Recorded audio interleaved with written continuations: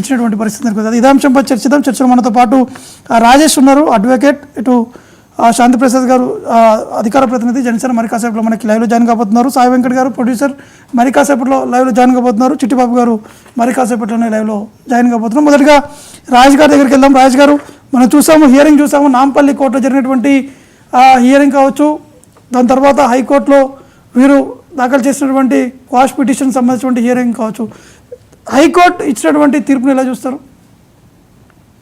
అదే అండి, యాక్చువల్గా అల్లు అర్జున్ ఫ్యాన్స్ కూడా గుడ్ న్యూస్ అని చెప్పవచ్చు. పాపం దాదాపు 3 గంటల పాటు వాదన జరిగాయి హైకోర్టులో.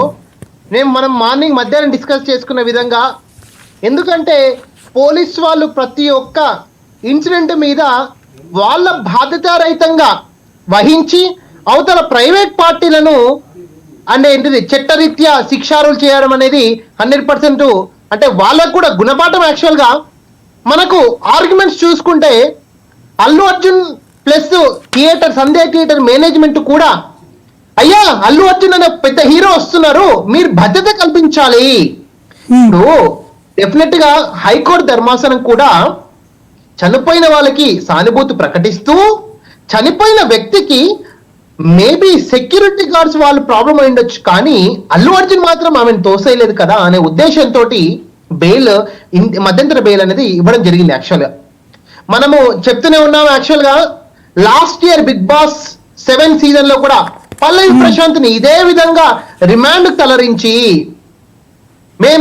తలరిస్తే దాంట్లో అరెస్ట్ చేసే ప్రొసీజర్ డిఫరెంట్ ఉందని 24 గంటల్లో బయట చెప్పిన, ఒక వారం రోజులు 24 గంటల్లో ఉన్నప్పుడు 24 గంటల్లోనే బెయిల్ ఇప్పించినాం. డెఫినెట్ గా ఇక్కడ ఇంకోటి ఏంటంటే, ఇప్పుడు మనం మధ్యాహ్నం కూడా డిస్కస్ చేసినాం, హైకోర్టు ఎక్స్పెషల్ గా అల్లు అర్జున్ ని హీరో లాగా చూడకుండా ఒక కామన్ మ్యాన్ లాగా చూసుకుంటూ మాత్రమే ఈ మధ్యంతర ఉత్తర్వులు ప్లస్ స్టే ఆర్డర్ అనేది కూడా గ్రాంట్ చేయడం జరిగింది. ఇవన్నీ కూడా పోలీసులకు ఒక రేపొద్దున గుణపాఠం కావాలి. ఎవరిని పడితే వాళ్ళని జూరుగా జైలు పెట్టడం అట్లని కాదు. అంటే కూడా అనేక అంశాలు కూడా ప్రస్తావించారు. అంటే నాంపల్లి కోర్టులో జరిగినటువంటి వాదనలు కావచ్చు, హైకోర్టులో జరిగినటువంటి వాదనలు, అంటే పూర్తి స్థాయిలో ఆధారాలు, వారికి ఇచ్చినటువంటి పర్మిషన్ కావచ్చు, వారు కేవలం షోకి మాత్రమే పర్మిషన్ ఇచ్చారు, ఇటువంటి హీరోలు కావచ్చు హీరోలకి పర్మిషన్ ఇవ్వలేదు, దాంతోపాటు ర్యాలీ చేపట్టారు, దాన్ని కూడా మేము అనుమతి ఇవ్వలేదు అని చెప్పేసి కూడా పోలీసు తరఫున వాదించినటువంటి న్యాయవాది కూడా ఈ అంశాన్ని ప్రస్తావించారు.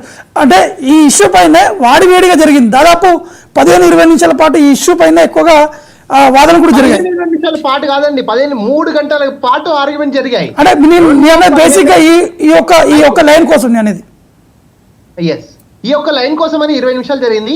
బట్ టోటల్ వాదనలు 3 గంటల సేపు జరిగాయి. యాక్చువల్ గా దాదాపు చాలా మంది అడ్వకేట్స్ సపోర్ట్ గా ఉన్నారు.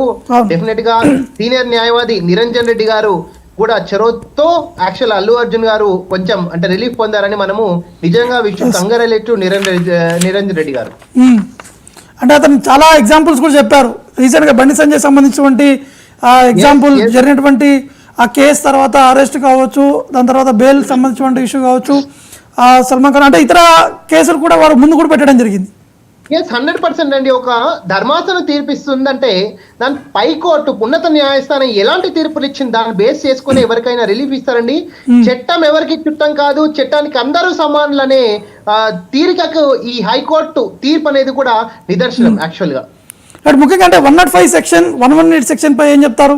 ఎందుకంటే ఈ సెక్షన్ అసలు వర్తించవు, అల్లు అర్జున్కి వర్తించదు అనేది అల్లు అర్జున్ తరఫున ఉన్నటువంటి న్యాయవాది కూడా చాలా బలంగా వినిపించారు.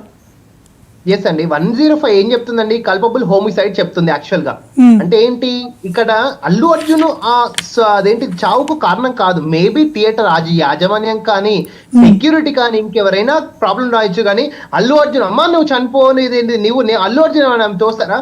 బట్ ఇప్పటికి కూడా న్యాయవాదిగా కూడా ధర్మాసనం కూడా చనిపోయిన వాళ్ళకి నిజంగా సానుభూతి ఉందండి. డెఫినెట్ గా మాకు వాళ్ళపై సానుభూతి ఉంది. ఎందుకంటే ఇక్కడ ఫ్యాన్స్ కూడా తెలుసుకోవాల్సింది ఏంటంటే, మీరు క్రౌడ్ పండినప్పుడు ఇప్పుడు ఆ షోని అదే రోజు చూడాల్సిన అవసరం లేకుండా, మేబీ ఇప్పుడు అల్లు అర్జున్ షో కాబట్టి థర్స్డే రిలీజ్ చేశారు, మిగతావన్నీ మామూలుగా మన ఆనవాయితీ ప్రకారం శుక్రవారం రిలీజ్ చేస్తారు మూవీస్. పెద్ద ఫ్యాన్ ఫాలోయింగ్ కాబట్టి గురువారం రిలీజ్ చేశారు. శుక్ర, శని, ఆది ఒక రోజు అటు ఇటు అయినా కానీ మీరు దయచేసి ప్రాణాలు మీరు తెచ్చుకోకండి. ఏ హీరో ఇప్పుడు ఏమనంటే ఎవరి వృత్తి వాళ్ళది. మీ వృత్తి కూడా మీకు కూడా ఫండమెంటల్ రైట్స్ ఉంటాయి, ఫండమెంటల్ డ్యూటీస్ ఉంటాయి. ఒక తూచ తప్పకుండా మీకు టికెట్స్ దొరికితే ఓకే, కానీ ఫ్యాన్ కో ఏ హీరో ఇప్పుడు ఏమన్నంటే అల్లు అర్జున్ గారు మానవతా దృక్పథం మీద ఆమెకు 25 lakhs ఒక పారితోషికంగా అంటే మామూలుగా ఇచ్చారేమో కానీ వేరే హీరోలు ఇవ్వాలని ఎక్కడ రూల్ లేదు. యాక్చువల్గా మీరు ఫ్యాన్స్ కూడా సంయమనం పాటించాలి.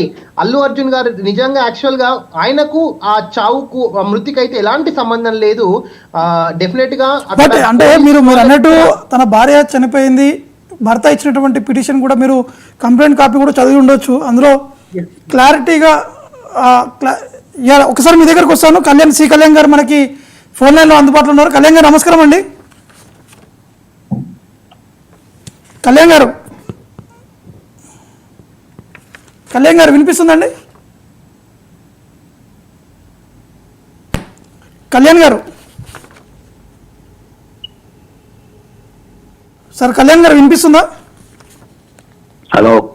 యా సార్, వినిపిస్తుందా సార్ ఇప్పుడు? హలో కళ్యాణ్ గారు వినిపిస్తుందా?